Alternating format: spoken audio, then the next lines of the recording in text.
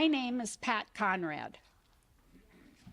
I am a longtime member of the Unitarian Universalist congregation here in Bismarck, where I've served for years on our caring committee and currently serve on our board of directors. Our congregation was established here back in 1953, and for much of our history, we have been a lay-led congregation, meaning that we have not had a minister. We have had several ministers over the past 70 years, but do not have one now. So when Jim asked me to facilitate this service, I was happy to be of assistance, as I knew we would hear some fascinating stories by folks who could tell you about many different parts of Char's life. Char was raised as a Unitarian in California and became an active member of our congregation when her children were little. She continued that involvement until her illness precluded her from active participation.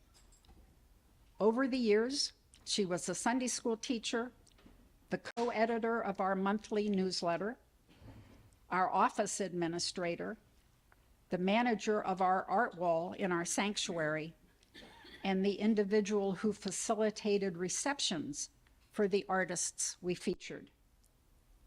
Today's service is intended to reflect both the breadth and depth of Char's interests and abilities, focusing particularly on her humanitarian and artistic interests.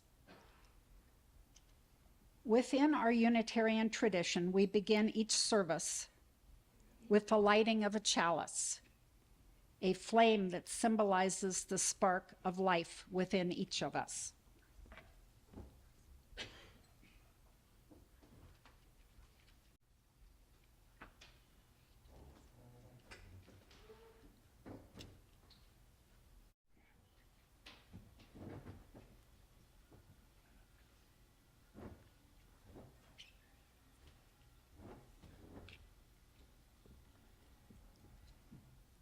In our time of grief, we light a flame of sharing, the flame of ongoing life. In this time, when we search for understanding and serenity in the face of loss, we light this sign of our quest for truth, meaning, and community. Our service begins this morning with a eulogy by Jim Conley. Well, good morning, everybody. I'm glad you're all here. I want to extend a welcome to our extended family, both sides, our friends, our neighbors, and members of the Unitarian Fellowship. This today is a celebration of Char's life as we share our memories of her. So laugh long and loud, and when you feel like it, shed a tear. Char was born 79 years ago today on March 12, 1944, to Adina née Weens and Gordon Robinson in Sacramento, California. She was their first child. Soon afterwards, the family moved to Belveron, which is a neighborhood of Tiburon in the San Francisco Bay Area.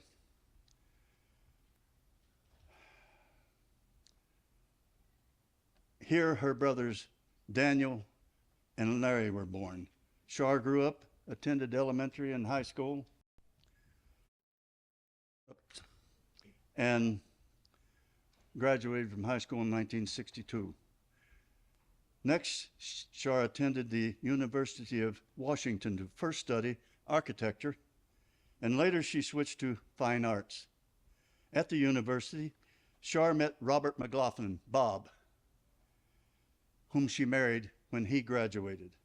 And soon after their wedding, they both joined the Peace Corps and taught for nearly 3 years in Peru. After the Peace Corps, they lived in the Standing Rock Reservation where they both worked. On January 12, 1972, their first child, Graham, was born. Soon afterwards, they moved to New Jersey so Bob could attend Princeton University, where he earned a master's degree in economics. After he graduated, they moved back to North Dakota into a house they had bought in Mandan. On October 1, 1975, their second son, Brandon, was born. Their marriage ended in the fall of 1978. Soon after that, Char began her 27-year career in the oil business. And you notice I said that in Texas. By 1979, she had bought the little red house on 1140 North 4th Street in Bismarck. Here, her sons grew up, attended the elementary and high schools, and by virtue of their grades and Char's efforts, both young men attended prestigious colleges. Graham to Dartmouth College in Hanover, New Hampshire.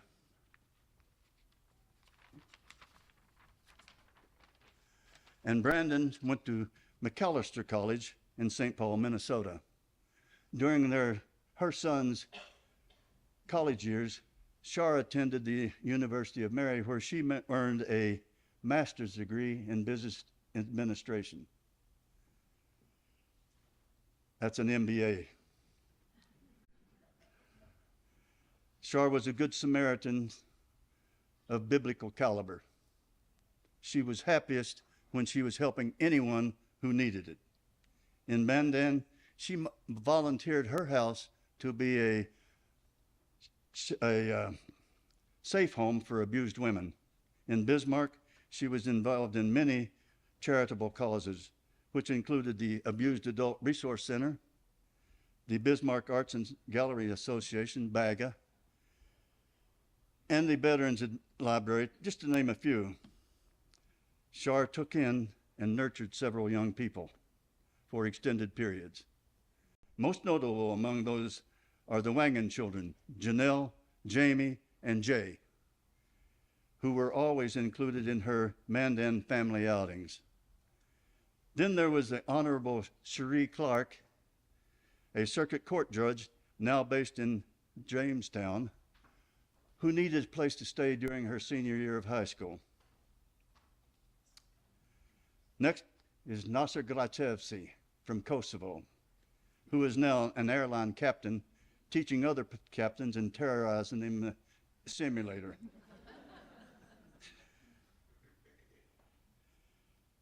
Then lastly, there was Shar Zamir from Afghanistan, who walked out of Afghanistan into Pakistan at 12 years of age, disguised as a boy so the Taliban wouldn't attack her.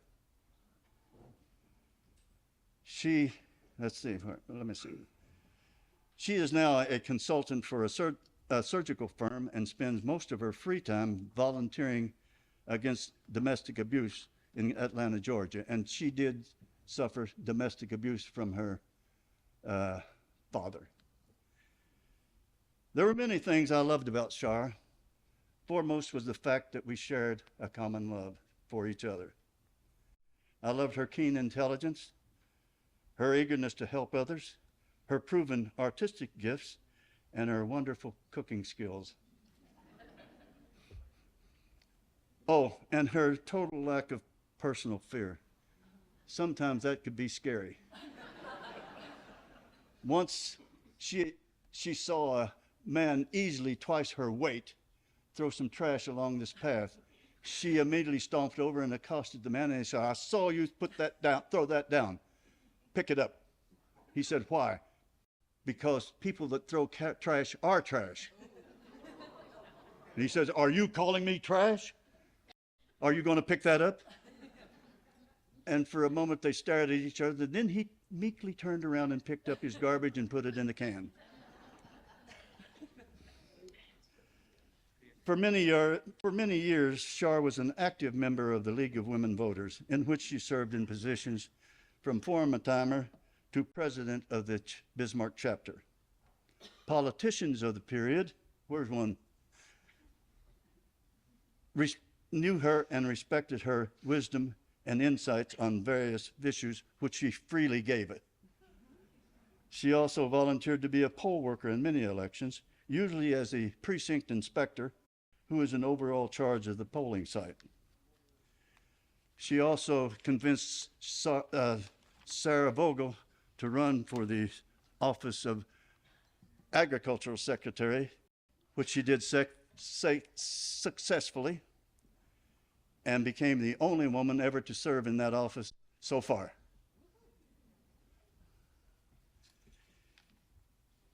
Okay, wait a minute, I lost my place.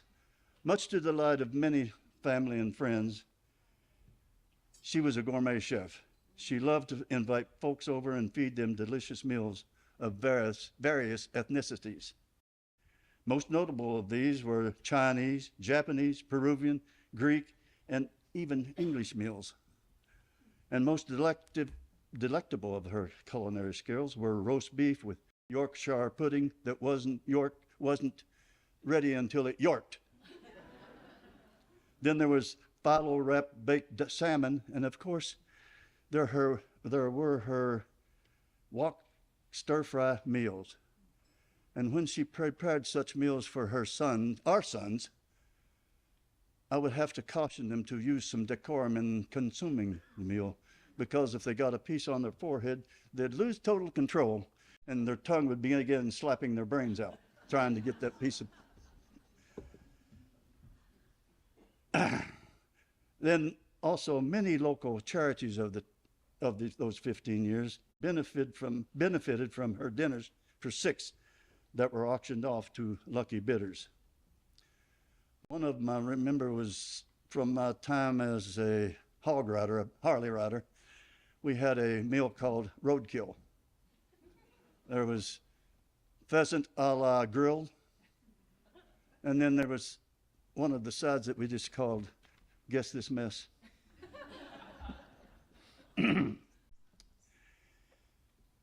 At 1140 North 4th Street, across from the governor's mansion, her summer solstice parties were legendary.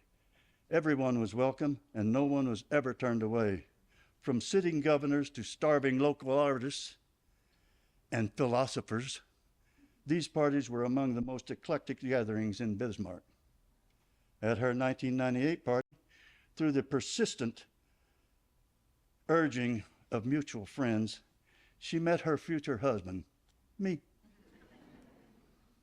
We were married on Earth Day, April 22nd, 2000, near her childhood home, in an abandoned gun emplacement on the Marin headlands overlooking the Golden Gate Bridge and San Francisco. Members of both families attended the ceremony, which was officiated by Char's younger brother, Larry, an erstwhile mayor of Sebastopol, California. Upon our return to Bismarck, we moved into our home for the next 22 years at 302 Nova Drive.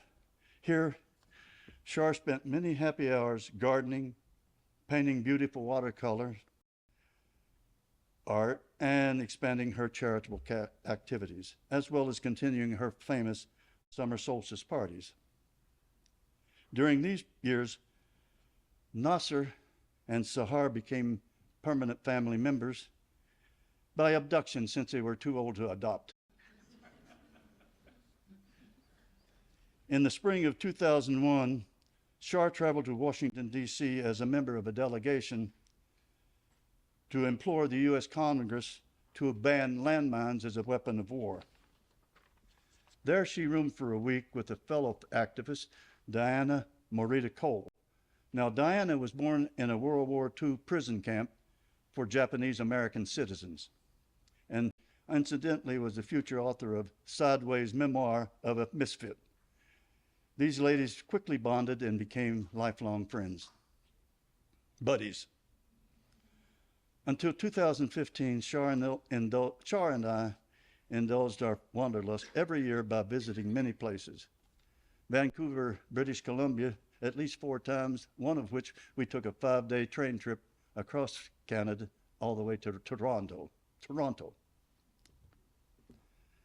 We visited the Virgin Islands twice, Costa Rica for 19 days, Mexico, of course, many times, England, Cuba, Fiji, France, and eventually every state in the Union, although not always together. In 2015, for the last time, we ventured outside the contiguous limits of the United States to go on a cruise to Alaska. We visited the magnificent glaciers along the Pacific coast. We spent 4 days at the majestic Mount Denali, and also we found the starting point of the Iditarod, dead sled dog races.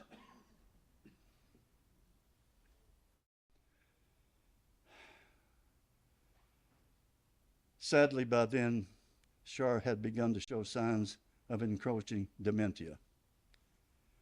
In February of 2015, we purchased the condo in Tucson, Arizona, and spent 7 wonderful winters there. We entertained visiting family and friends. We became contributing members of several museums and nature preserves. We explored canyons and vistas of the Santa Catalina Mountains, which overlooked Tucson. But finally, the winter of 2022 in Tucson, Char's dementia had intensified to the point that I could no longer adequately care for her.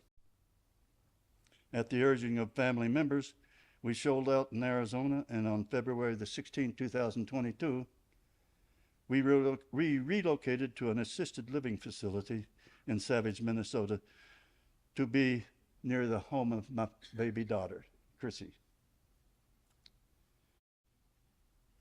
Here, Char went into memory care and later hospice. She died the evening of October 28, 2022. Damn, I missed her. Our first piece of music will be Precious Memories, sung by Barb Roberts, one of Char's best friends. And Barb will be accompanied by her son Adam on the guitar.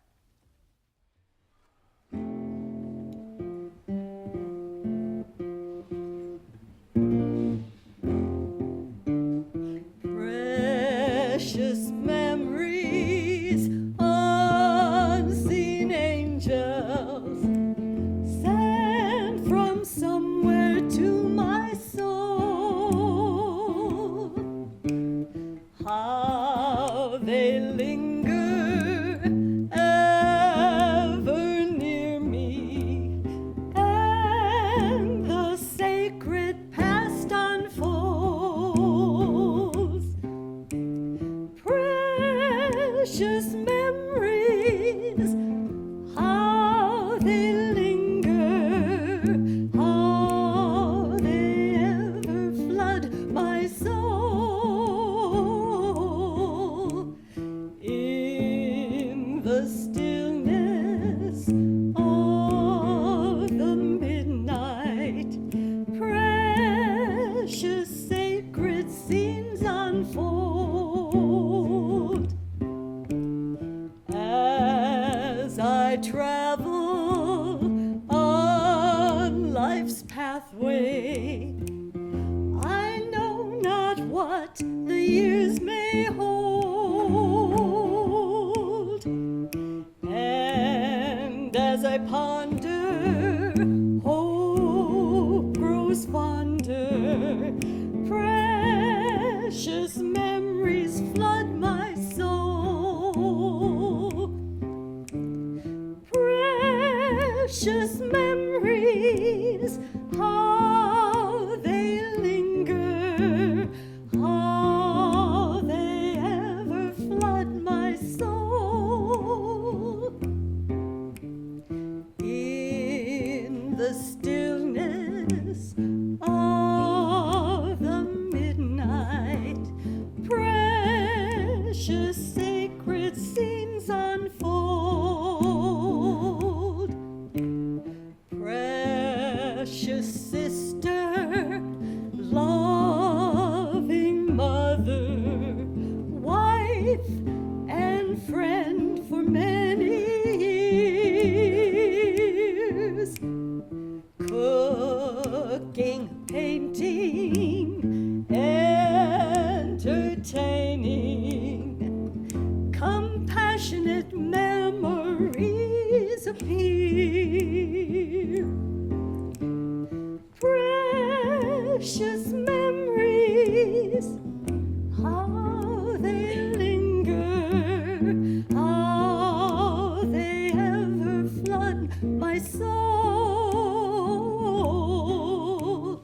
In the stillness of the midnight, precious memories fill my soul.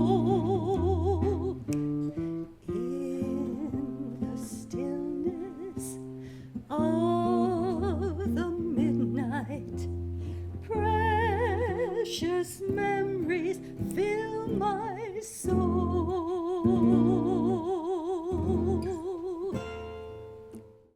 When Jim asked me to facilitate today's service, I thought to myself, I was probably one of the people in the church who had known Char the longest, as I remembered specifically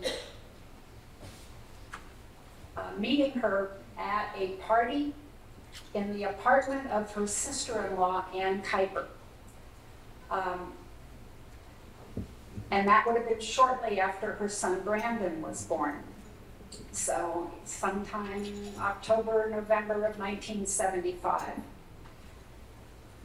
The memory is so clear because Char was carrying Brandon in this big scarf-like contraption that she wore over her shoulder, with Brandon's butt toward her back and her hand cradling his head so she could protect him with her arm on top of that scarf as she wandered around the party and talked to everybody. I thought that was such a wonderful way for a mother to carry an infant. And then I learned that that's the way Peruvian women carried their children. It wasn't until I began planning this service that I met someone who actually has known Char since those days in Peru. So has known Char much longer than I. The woman's name is Gladys. Gladys is a teacher in the San Francisco Bay Area and cannot be here today because they're going into exams. And she said, you don't leave your kids for many days before the state exams that they're scared about anyway. So she had written something for us, and Karen Faye Thompson is going to read it on behalf of Sahar, whom we hope is watching our service today on Zoom. Meeting Char in Huanaco, Peru in 1966 affected my whole life. When I was 16 years old, I wanted to decrease illiteracy in the surrounding peasant communities. Someone suggested that I reach out to the Peace Corps volunteers since they were working in the neighboring communities. At the time, Bill Chapini was the director of the Peace Corps in Huancayo.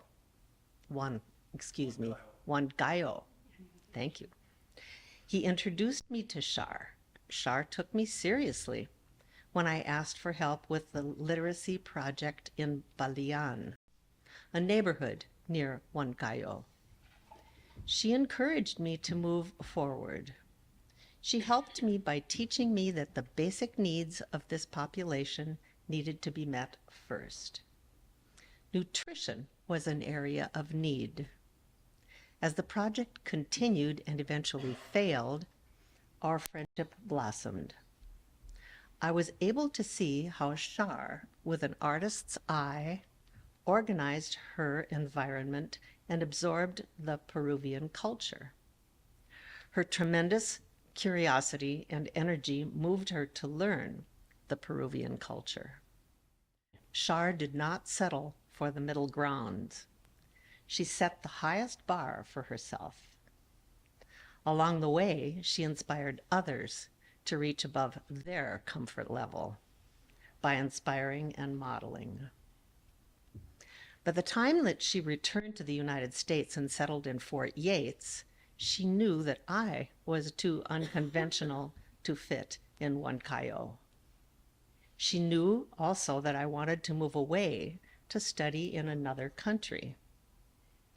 Shortly after moving to Fort Yates, Char visited Mary College, where Marie McLaughlin had attended. Char requested information regarding scholarships for foreign students. She helped me apply, and 2 years after admission, I arrived in North Dakota. When I arrived April 30th, 1970, Bismarck still had the remains of winter snow. Sound familiar? This was my first experience with anything akin to snow. I experienced snow as I experienced the Fort Yates Standing Rock Sioux Reservation. Both of them were unreal to me. I did not know where to place them in my 20-year-old brain. It was the ultimate eye-opening experience.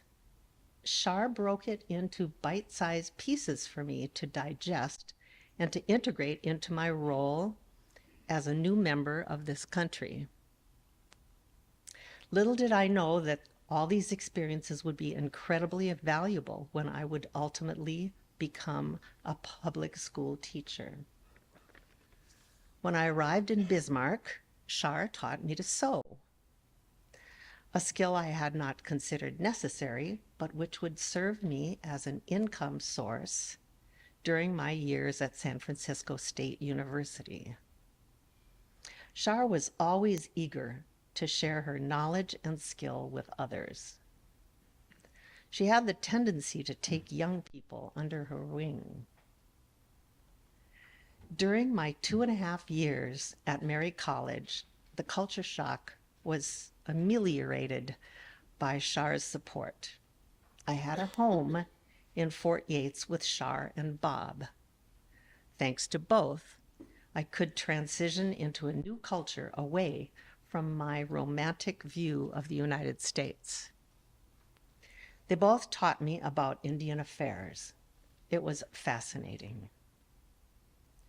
When Mary College was no longer a relevant place for me, Char encouraged me to transfer to San Francisco State, and her parents welcomed me into their home in Tiburon and became my American parents.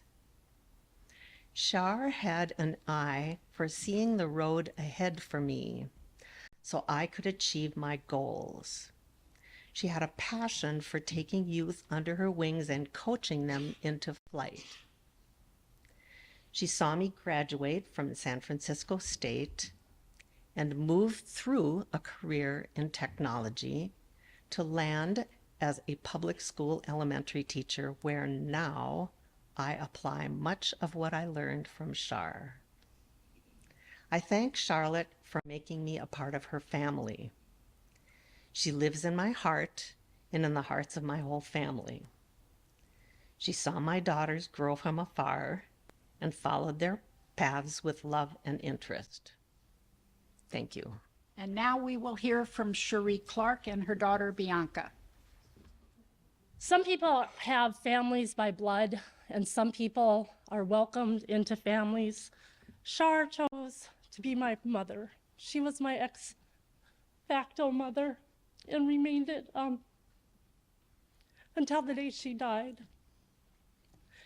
About 1992, if you were blessed enough to get the Christmas card from Char, it was entitled The Dance that she was doing with Brandon and Graham in their lives. It showed, I always judge Christmas cards that I get by that Christmas card that Char had constructed. It showed her creativity, it showed her love for Brandon and Graham, and it showed pretty much her life. My daughter had told me about 5 to 10 years ago about a book about love languages. I kind of think it's wonky, but if Char had a love language, it would have been cooking, as we've heard from Jim. Cooking was the way that she expressed her love and showed her love. To that end, I'm going to tell you a story. The Moorhead basketball team I was the captain, or my son was the captain of the Moorhead Spuds basketball team, and I had to do a team meal. There was 27 boys. I called Char up, I think on a Tuesday, said, Char, I need help. And the team meal was the next day on a Wednesday. She got in her car, she drove up, and we didn't make taco in a bag. She made beef bourguignon. she made braided bread. She made what was it? What was the dessert? I think creme brulee. It was the best. It was the best. And salad with avocados in it. It was the best team meal any of the boys had ever had, and that encompasses Char in a heartbeat. First, she was there for me at a moment's notice, and second, she made the best meal and showed the best love to my son, to my family, and to my daughter that I could have ever expected. I lived with Char, or I first met Char. My stepdad here, Dwayne, is over there. We met, Dwayne worked with Char at Hunt Oil. We would go over on Sundays. She would cook and we would watch football games. I got to be friends with Brandon and Graham. My senior year, I moved in with them, and then I got to be a sister to Brandon and Graham. I remember fighting with them over the bread and the Yorkshire pudding, I think it was. I think I always won because I was bigger, they were smaller, and I think they still hold a grudge against me. I'm not sure about that. Every major thing that occurred in my life, Char was a part of. When I got pregnant with Zach, and I was a single mom, I was getting a lot of negative energy from a lot of people. Char sent me the book, What to Expect When You're Expecting, and she supported me through the entire pregnancy.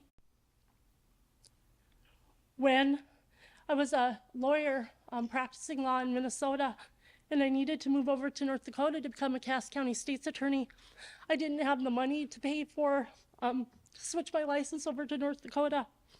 And she borrowed me that and lent me that so I could become a North Dakota judge, or a North Dakota lawyer. I wouldn't be a judge today in North Dakota if it wasn't for Char. When my mom died, she had had Huntington's chorea for 20 years. So when my mom died and I couldn't get out of bed for, 2 or 3 days, she arranged to have my mom's brain transferred to the Huntington's Center so that it could be studied, and Huntington's, the disease could be further studied to prevent it in the future. She did it without question. She did it without even having to be asked.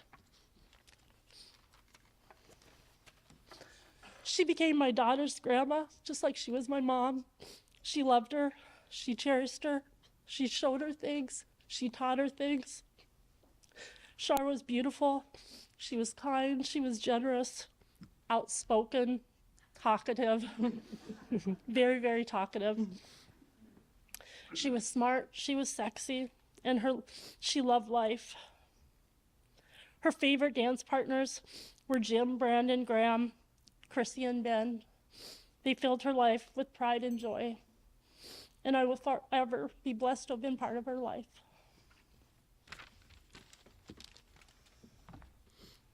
Hello, everyone. I'm that daughter she spoke about.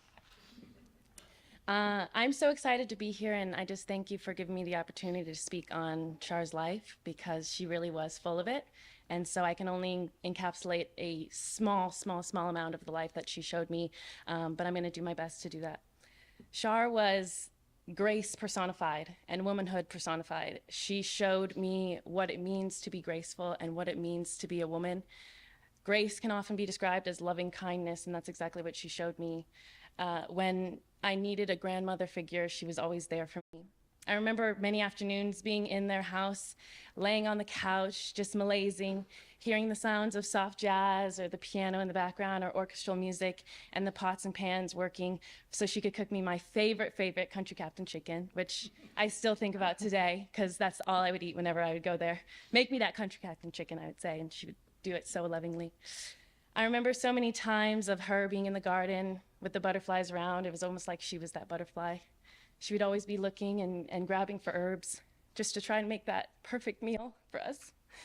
I remember beautiful walks with her outside of the YMCA. where she would just show me what it meant to be a woman and what it meant to really hold that grace. I remember watching her make beautiful watercolor cards and have Jim on the couch watching Jeopardy or guessing.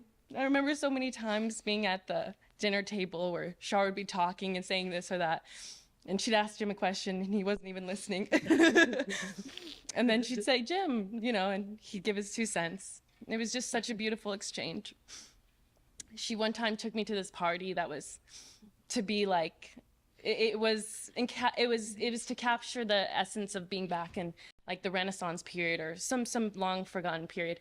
And she gave me this beautiful dress to wear, and everyone was dancing out to like old Mozart music. And I remember just being like, how grateful am I to be a part of something so beautiful, to be a part of this woman's life who has so much culture and so much life to give. And lastly, I'll leave you with one of my favorite memories of all time. And Jim knows this memory very well because it was one of the most formative trips that I've ever taken in my entire life. I was 19, and Jim and Char said I could come with them to the big city. I could go to New York with them. And we had all of this time planned out, but we had a little afternoon off. And so I was like, hey, I'm going to go for a walk. I'm going to see what I can get into, right? I'm 19. I'm in the big city. So I walk, and being 19, I decide that it would be a great idea to get a nose ring. So I come back and I'm like, hey, everyone, like, I got a nose ring. And I just remember Char being like, dear, you look so beautiful. And then us going back to my mom and her being like, what did you do? Just Char giving me that opportunity to express myself, to be creative, even though, thank the Lord, I don't have that nose ring anymore. She gave me that opportunity to be a woman. So I just want to say, because I know you're listening, Char, thank you so much for personifying grace and personifying womanhood. And I know that without you, my mom wouldn't be the woman she is today. And without my mom, I wouldn't be the woman I am today. So we thank you and we love you so much. The Missouri Valley Chamber Orchestra String Quartet will offer a piece of music that Jim and Char particularly loved, Laura's theme from the Dr. Zhivago movie.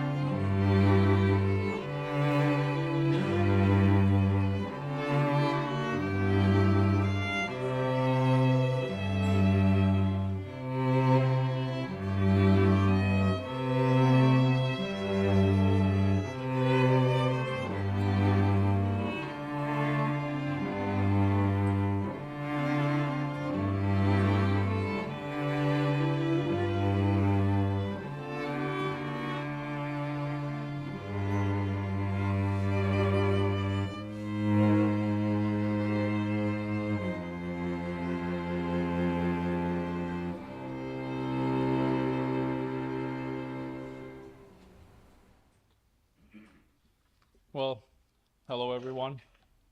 Thank you for coming out here today to celebrate Charles' life. This is an amazing moment for all of us. And after Jim's speech and Gladys's and Cherie's and also Bianca's, I'm going to try to add a few more things to how amazing Char was.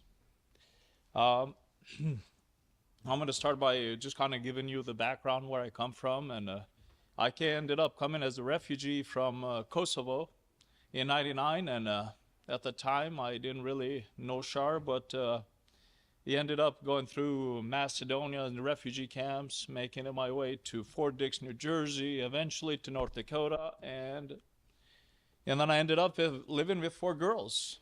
They were my cousins, but if I didn't go with them, I was going to be put in an adoption somewhere with some kind of foster family. So same last name, cousins, close cousins, not that far. But we ended up living together. I was 17, almost 18 at that time.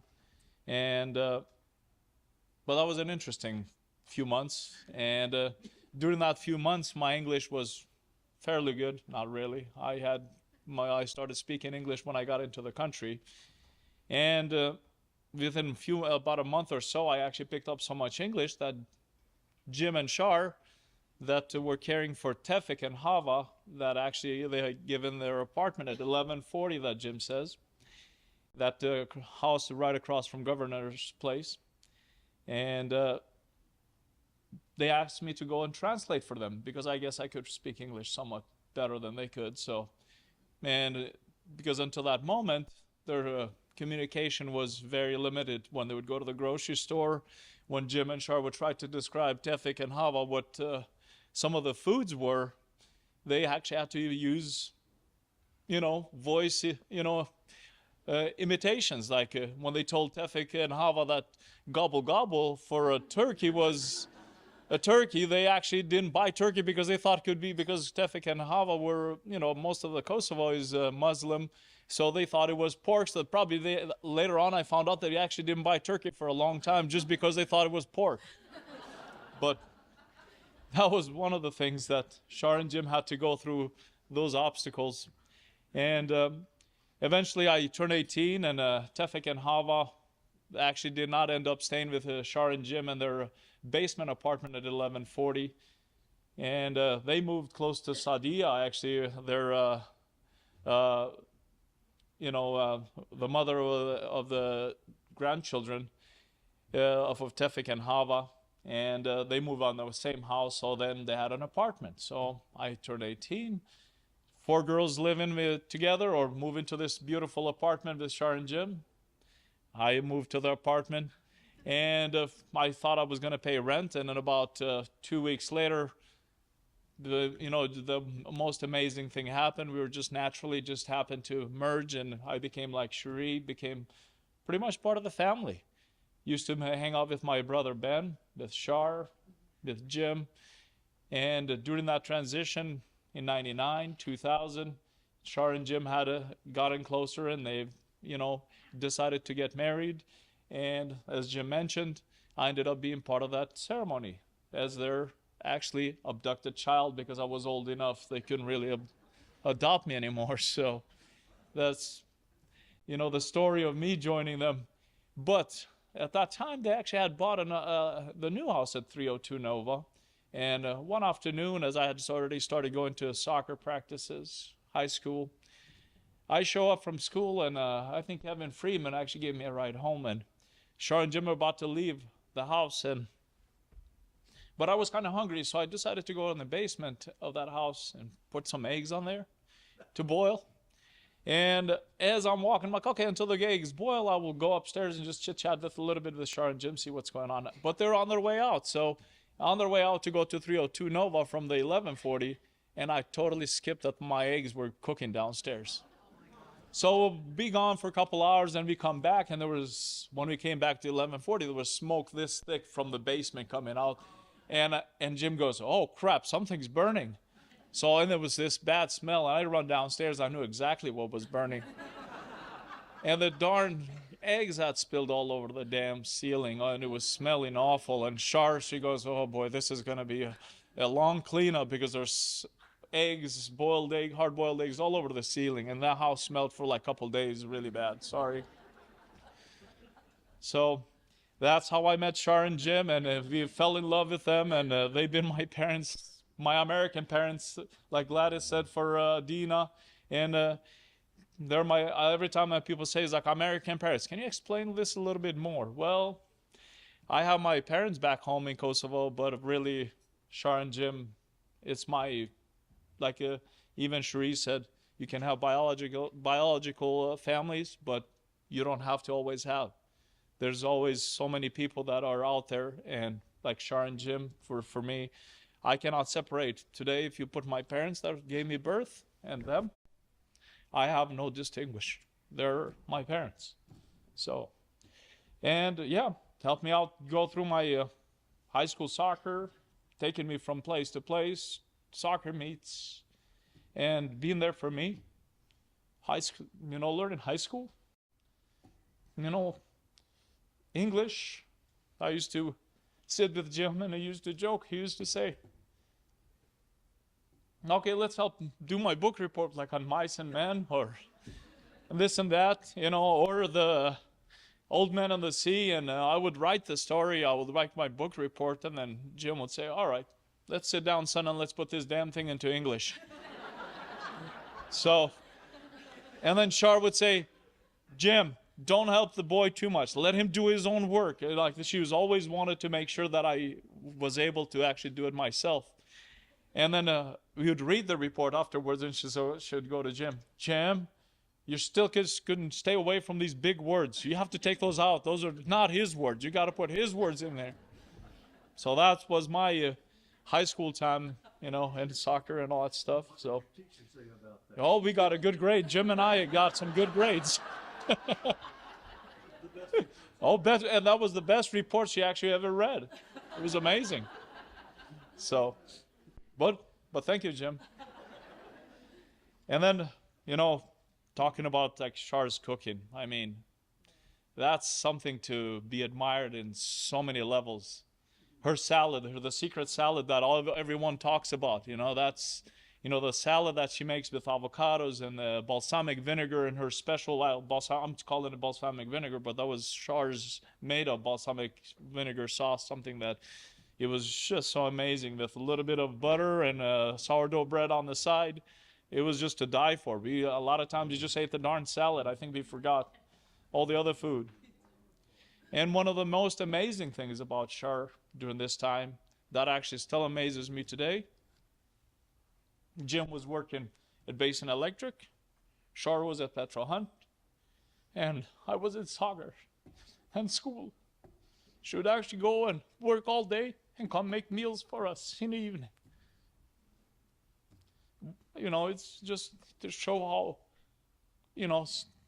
how she just didn't let us, still gave us a good meal with a good balanced food, like a salmon or stir fry that Jim said. It's hard to, it's hard to not remember that darn food that she made. It was so good.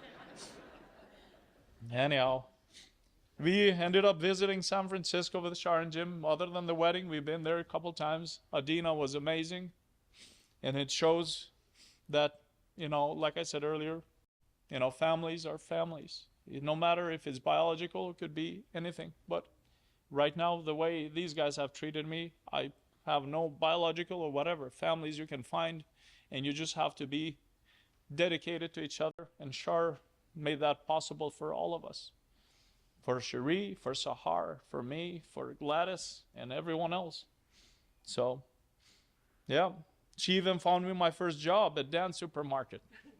Right behind the 1140, actually. It was crazy. I went and I was, bag boy. That was my first job in the United States. And from there, I ended up going to the YMCA, where I became an instructor for teaching little kids how to swim and a lifeguard. And Char was also initiated that with her friends because she used to go to the Y all the time. So that was her way of always opening doors for people.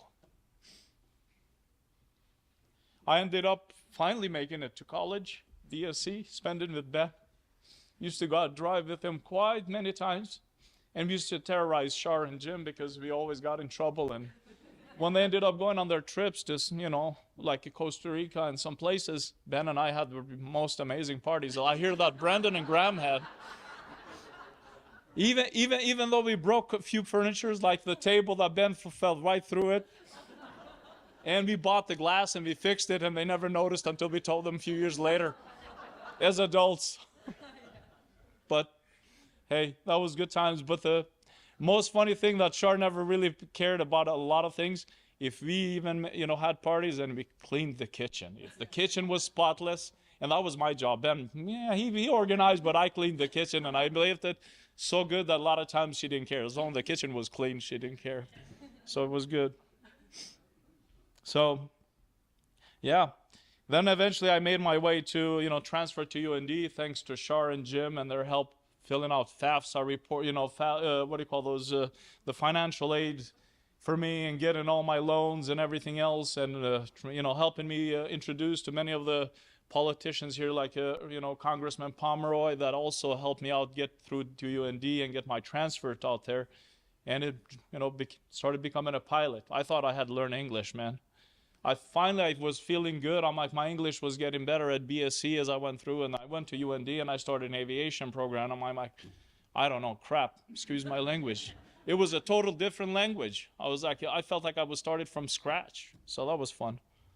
And eventually graduated from UND in 2006 and got married in 2005. And that journey transitioned me to North Carolina, where I still kept in contact with Char and Jim. I would come, visit them, holidays, Christmas. That was my home. I couldn't really, to tell the truth, I have no memories of holidays back home with my parents, because there always was turmoil and always there was so much conflict that we really didn't have an enjoyable time. My most memorable times were actually with Char and Jim. So I thank you.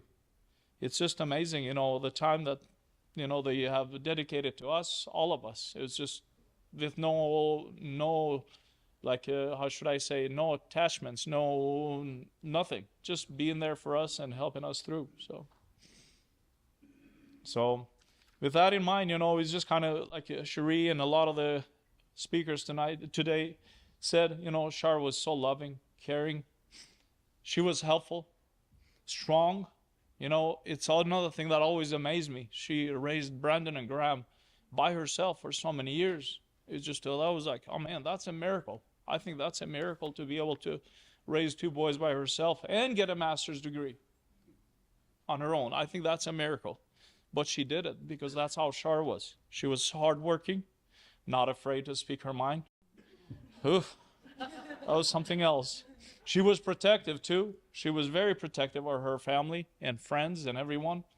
And stubborn. Jim knows that probably the best. Sorry, Jim. But that was her trait. So we will always remember my American mom, Char. She will be missed. She will always live within us and our stories and our, sharing a memory of her. So there's so much to say about Char. There's many, many, many things to say, but that's all I'm gonna say today. I appreciate you listening to me, and I thank you for coming out, and we will be missing Char, and I want to thank her, and I want to tell her that, my family and I love her very much, and we appreciate that everything she's done for us. Thank you. And thank you, Jim, too. Our next speaker was supposed to be Sahar Zamir, a refugee from Afghanistan who met Char through Nasser and who also lived with Char and Jim for a time. Sahar was quite a marathon runner. She attributes that marathon running to her hip problems.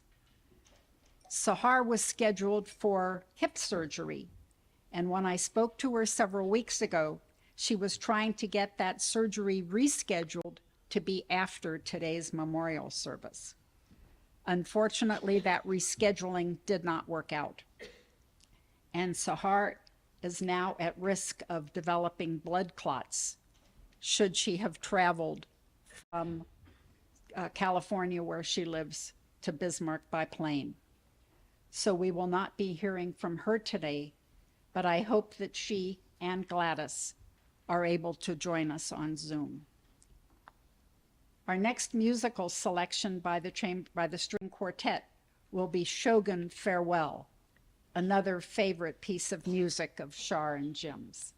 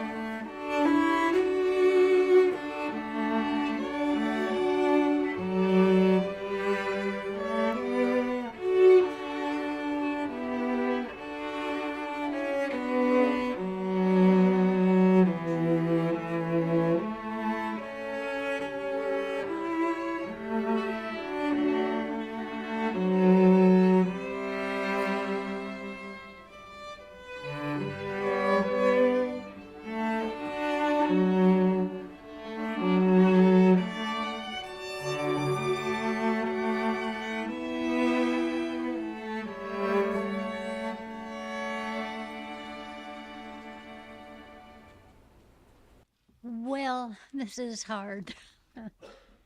um, I know everybody in the room had deep connections over many years with Char, and I was one of those.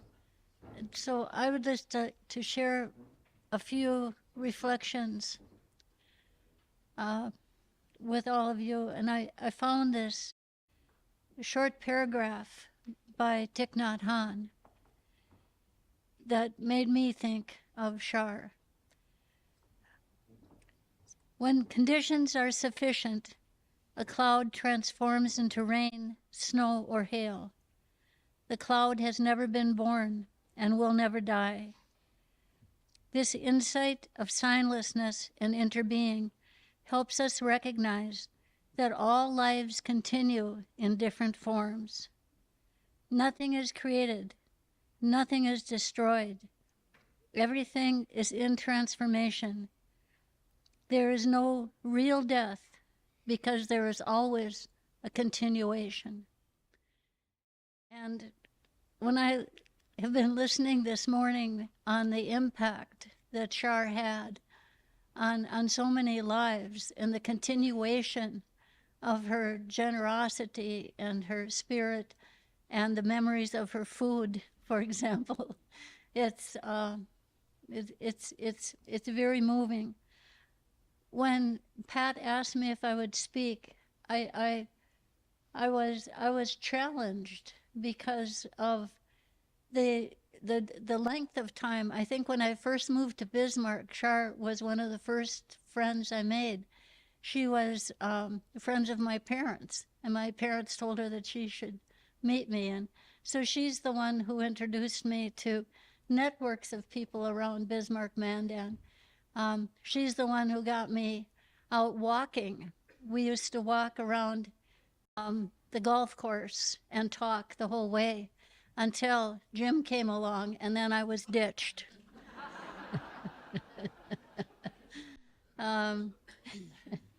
And when I went around the house, I found so many memories and so many mementos of her. You know, swimming was a big thing with Char. And I wasn't much of a swimmer, but she got me out to the swimming pools, and we would go swimming at noon. So walking and swimming, and eventually we started to do triathlons.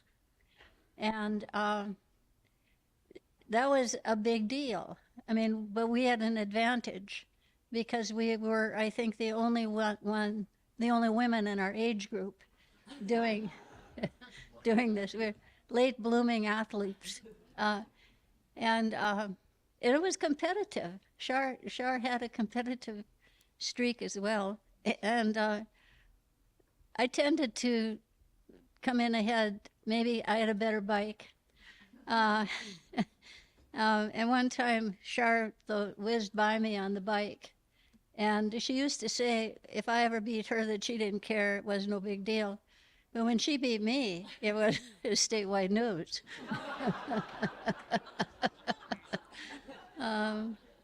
She was the ultimate great girlfriend in so many ways.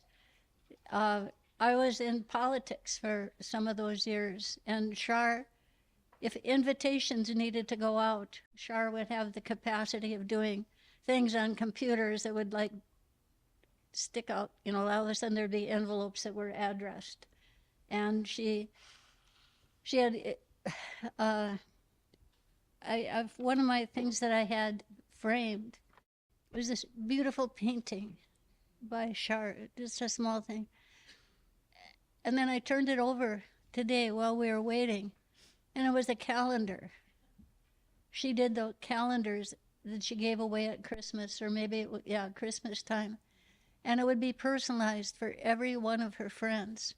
So birthdays and events and so forth would be, so I can look at this and see that in 1998, this is what we were doing, and how she reached out in those very, very, very thoughtful ways for so many people. Everybody in this room has felt that, and what a legacy she has left. And then I found like several boxes, because Char, as an artist, was doing art. She called it Chez Char, if I pronounced it correctly. But it was a business, and she sold art, and she sold greeting cards, which is so Char, because she was always one to be writing notes and thanking people and staying in touch and so forth. But they're so beautiful, I've never sent them. So I have I'll have to there's just a beautiful artistic paintings of places that Char had been, and they're just absolutely precious. All of her art, her love. She introduced me to the symphony. She introduced me to the Unitarians, League of Women Voters.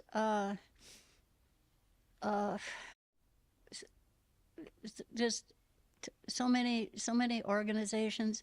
In politics, she was always the person that one would go to and say, we need to get organized and we need hors d'oeuvres. and that was absolutely magic. She was very frustrated with me because I could never quite figure out how to cook. And some of that might have been a bit of a pose, because why should I cook? If Char would be willing to bring the main dish to my house for a party at my house, she would still do all of that stuff. So I'm just very, very grateful to her for all the great memories of her friendship, and all of the people in this room I know have been that kind of friends with her, and I'm just grateful her legacy will live on and on and on, because a cloud never dies, and Char is continuing her life, her impact, her spirit is continuing in all of us today. Thank you, Char. Our final speakers this morning are Paul Newt and Linda Chrisman, representing Bismarck's arts community. I first met Char about 23 years ago. She sat in for my interview at Bismarck Art and Galleries, and she was on the board of directors, and they hired me. So we became fast friends from that day forward. And, excuse me, Char was an active supporter and participant in BAGA events from then on. She was an excellent artist, chef, volunteer. Char was always first to purchase tickets to all of our events, and Jim always wore his tux.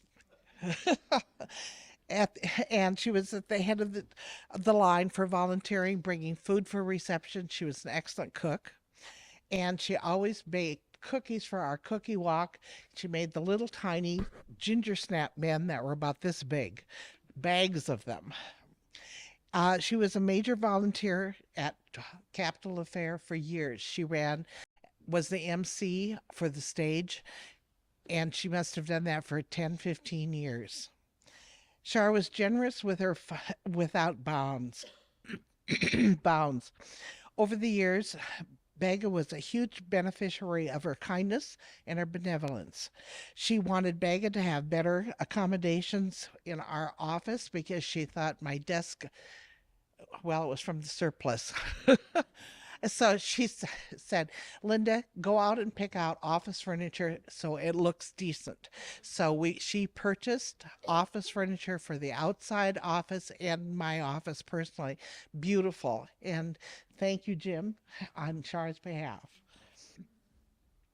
And true to that, when we did the remodeling for the Baga on the front, the foyer, she insisted that we add an elevator, which we did not have in the past.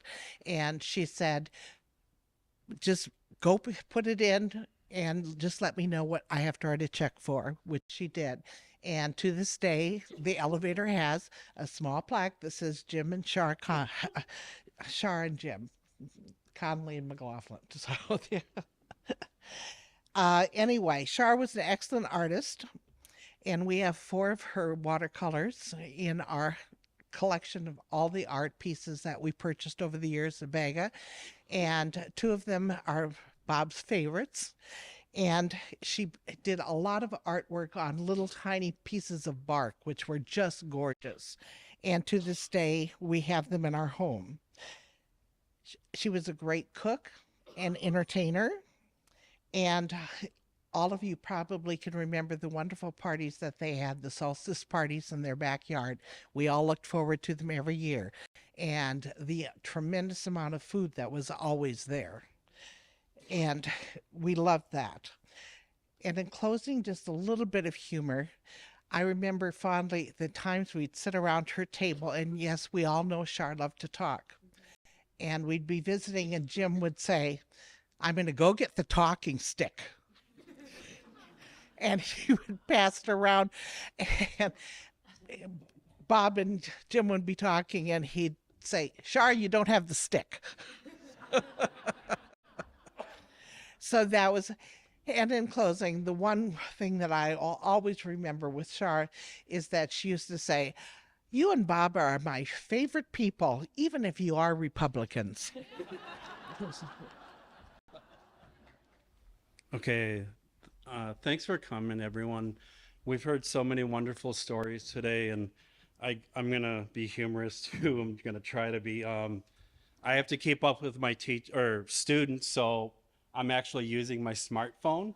So it's actually my little speeches on my phone here. As we all heard, Char was a wonderful artist, a poet, a world traveler, a gardener, a great cook, and a supporter of human rights issues. And I think, I guess that's what draws me to Char. And I heard this several times today. I already knew she was outspoken, so her and I have that in common, I think. So I admire her passion about issues like that. She was always learning and battling some new adventures. Char was spiritual, and I think it reflected in her beautiful watercolors. Watercolors can be very intimidating, but frustrating, but I think they can also calm the soul. And I know that she always jabbed us when she'd go down to Arizona, and she'd come back with a box full of artwork. And then we'd look through it at the art co-op and decide on what to show. And it was an honor years ago to have Char's work, her son Graham, and the grandfather, a 3-generation exhibit at the co-op. And it was just, it's so wonderful to see how artists are. They reflect on each other, spin off each other ideas, and it's a rewarding experience to experience that. So that was an honor at the co-op. One thing I do remember, Char and I we were talking about trading artworks with each other, and oftentimes artists will do that. And so she traded me a piece of watercolor, beautiful piece, framed it. And she was always giving me a bad time because I did not have the perfect piece for her quite yet. So we never got to trade something completely. She never got a piece of artwork. So I guess I'm very honored here to speak at this memorial for her. And I will treasure her piece that's hanging on my wall. I walk by it every day. So I'm always looking at it on my way to school. So I'm always thinking of Char. And like I said, I think when she brought the pieces back from Arizona, I think it was always a dig at us. It's like, you guys have been shoveling snow all winter long. Here's my work that I've been enjoying in the summer. Because she would do a lot of plein air painting, going outside, and we would be stuck in North Dakota here shoveling the snow. And I think, let's see, what else do I have? Oh yeah, like she was a big supporter of BDAC, and Char brought us humor, joy, and her strong passion for life. She will live on in our hearts forever, and I think we will never forget her. And I just want to end in peace to everyone here. We have met here this morning in loving memory of Char McLaughlin. When a good person dies, her friends gather together because they need one another's company for their own comfort. Just to be together, to look into friends' faces and see the common expression of hurt, takes away the loneliness of their feelings and draws their hearts together in the blessed healing that men and women can offer to one another. At such times, our various faiths sustain us separately, but come together in a harmony which cuts across all creeds and assures us of the permanence of goodness, the inspiration of dedication, and the value of a serviceable life. Our final piece of music this morning is Imagine, sung by Barb Roberts, accompanied by her son Adam on guitar. Jim had asked both Barb to sing and the string quartet to play this music. So the string quartet led off with it at the beginning of this service, and Barb now ends the service by singing it.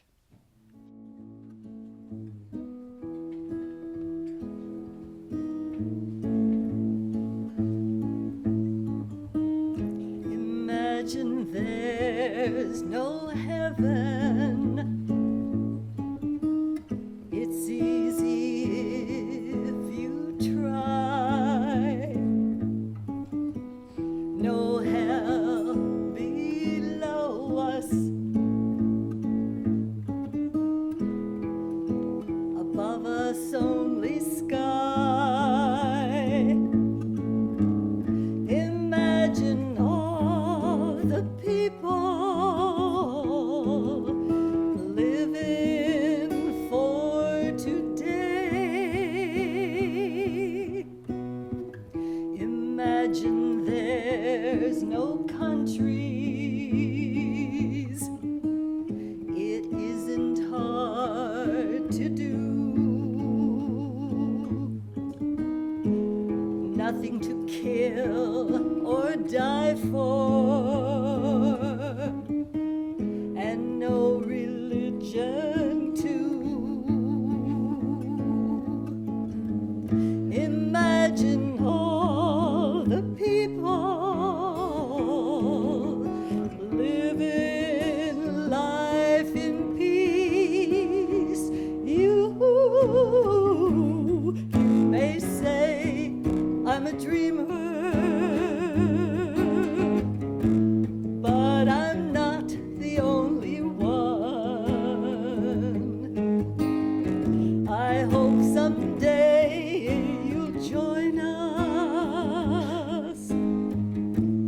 and the world will be as one. Imagine no possessions. I wonder if you can. No need for greed or hunger. A brotherhood of man.